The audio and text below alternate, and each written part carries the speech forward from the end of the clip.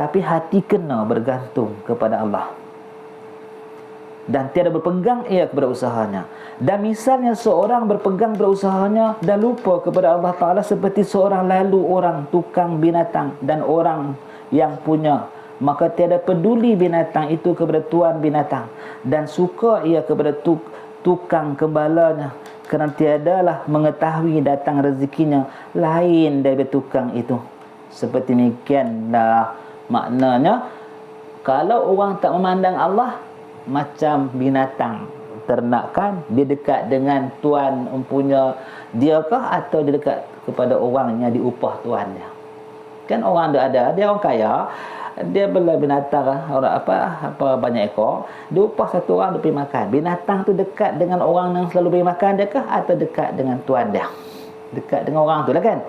Maka inilah perangai haiwan yang tak kenal kalaulah dia kena renung, rezeki itu datang daripada tuan dia. Kalau tuan dia tak gajikan tukang tu, tak sediakan ke upah kepada tukang tu pun tak mai bagi dia kadang makan. Macam itulah. Jadi kita yang boleh makan, kita yang boleh minum hari ini bukan usaha ikhtiar kita, tapi bil ikhtiar Allah tu. Nampak macam tu.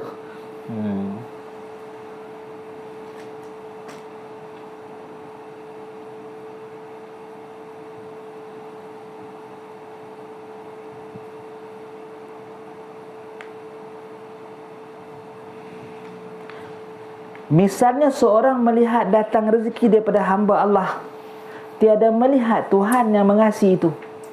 Misalnya seorang berusaha dan tiada berpegang ia kepadanya, seperti dua orang laki-laki, seorang punya akal yang bagus dan seorang kurang akal. Maka orang yang punya akal itu apabila datang ia kepada tempat pancuran, tiada keluar air daripadanya, dan sanya mengetahui ia ada orang yang memegang itu air, maka pergi ia kepadanya orang tersebut supaya dapat keluar air ini. Dan orang yang kurang akal itu datang ia kepada pancuran, katanya, celaka engkau, kerana apa tiada keluar air itu, sanya berhajatku kepadanya. Dikata orang baginya, sanya engkau orang kurang akal, kerana tiadalah pancuran itu mendengar atau boleh memperbuat sesuatu, hanya sanya tempat lalu air daripadanya. Seperti itulah jika tiada dapat engkau harta daripada usaha itu atau binasa, kerana yang demikian itu sebab sahaja mengasihi pada hakikat Allah dan yang menegahkan punya Allah. Sebab sahaja mengasihi pada hakikatnya Allah dan yang menegah pun sebenarnya Allah. Orang tu tak boleh nak tahan. Allah saja yang bagi. Macam itulah orang yang ada fikiran panjang, bila pipe itu tak keluar air, pergi marah dekat pipe tu. Pasal apa? Tengok terlipat ke apa ke ujung tu. Lagu tu lah. Pergi marah tak payah. Macam itulah kisah dia. Sebenarnya hakikatnya Allah yang bagi rezeki, dan Allah yang menahan rezeki. Jangan tengok sebab tu. Jadi bila kenal macam itu, sabarlah.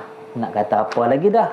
La hawla wala quwwata illa billahil aliyil azim. Allah banyak zikir kerana kenal. Yang banyak zikir tak kerana kenal itu, hak yang tu boleh juga. Tapi haknya ni dia suruh pi dengan kenal, maknanya rasa sendiri Allah tu tadi bertadbir berikhtiar tanpa disekutuai dengan yang lain. Dan nak membuatkan kita ni tadi supaya jangan berpegang dengan asbab. Macam mana jangan marah kat pipe tu lah. Jangan berharap kat pipe tu.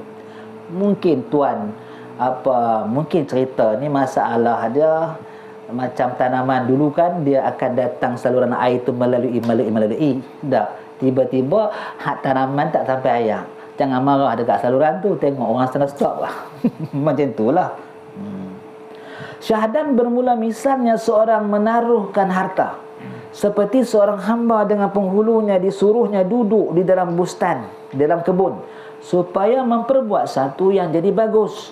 Maka harus bagi hamba itu makan daripada buah yang demikian itu bustan, supaya menolong atasnya dan tiada harus atas menaruhkan buah itu, kerana tiadalah syak penghulunya mengasihi makan selamanya. Maka apabila menaruhkan hamba itu akan dia, yakni harta ataupun buah, dengan tiada izin penghulunya, jatuh tiada percaya ia kepadanya. Bab nak simpan harta ni pun macam inilah juga. Tuan dia suruh duduk di sini, bukannya suruh kumpul buah-buahan semua tu, tapi buat apa yang dia suruh buat macam tu. Malah kalau sampai satu peringkat kita simpan, boleh jadi membawa kepada tak percaya kepada Tuan. Bustan tu dia suruh duduk kat sini bagi makan dah, dia suruh buat baik dah. Lebih pada tu membawa kepada barangkali jatuh tiada percaya ia kepadanya, ataupun menaruh buah itu kerana tiadalah syak penghulunya mengasihi makan. Kalaulah dia tak simpan, maka dia tidak syak. Penghulu dia memang menentukan rezeki untuk dia.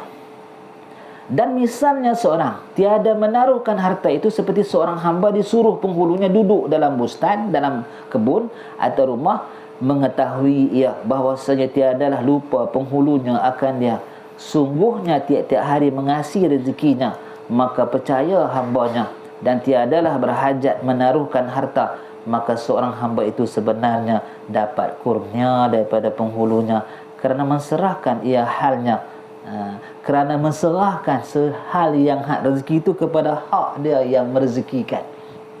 Dapatlah kurnia, maka terbukalah tawakal, terbukalah segala rohaniyah. Macam tu.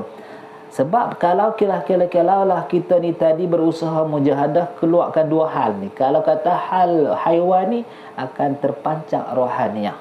Kalaulah kita bersihkan diri ni daripada hal syaitan ni, akan terzahirlah segala yakin. Segala yakin, mana ainul yakin, hakul yakin tu akan terpancang.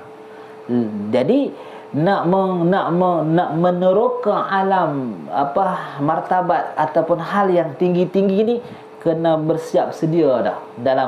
Dalam mujahadah ni kena tahu apa benda yang kita kena buang dan akan dapat apa daripada hasil pembersihan tu.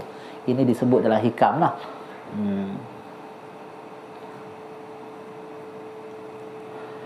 Dan tiadalah berhajat menaruh harta, maka seorang hamba itu baik.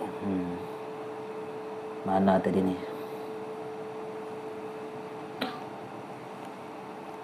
Dan misalnya seorang menaruhkan harta dengan amanah, seperti seorang hamba tiada melihat ia mempunyai milik. Itu maksudnya. Kalau kata bermilik, bukan amanah. Sebab amanah ni orang punya, kita yang pegang hak tu, bukan jadi pemilik. Kalau berasa pemilik, itu dah salah dah. Seperti seorang hamba tidak melihat ia mempunyai milik suatu, dan tiada berpegang ia kepada suatu yang taruhnya, dan tak pula dia taruh harapan kepada yang dia simpan tu sebagai pemegang amanah, dan tiada mengeluarkan ia akan dia melainkan kepada yang disuruh penghulunya. Itu baru betul. Maka apabila faham ia seorang yang demikian itu, jika disuruh penghulunya taruh harta itu, maka menaruh ia akan dia. Memanglah kita taruh pasal apa? Pasal untuk anak, pasal untuk isteri, pasal tanggungjawab kita tu, pasal itu je, bukan jadi milik kita. Dan apabila disuruhnya keluar, ketika disuruh keluar, umpama sedekah, zakat sebagainya, maka mengeluar ia akan dia, maka tiadalah menaruh ia akan dia. Tetapi apa juga waktu berkehendak penghulunya, seperti demikian, inilah ahli makrifah. Jika berpegang mereka itu bagi Allah, dan jika mengeluarkan sesuatu yang disuruh Allah Ta'ala, maka jadilah harta pada tangan mereka itu seolah-olahnya dalam gedung Tuhan mereka itu. Maka demikian itu hal sahabat dan tabi'in dan salafus salih. Wallahu taufiq wal hidayah. Semua tu tak ada terjangkit pun di hati tekut kasih ke apa ke, tak ada. Lepas lagu tu je pasal amanah. Faslun pada menyatakan munajat. Kita nak habis dah. Banyak je lagi. Wallahu a'lam bissawab.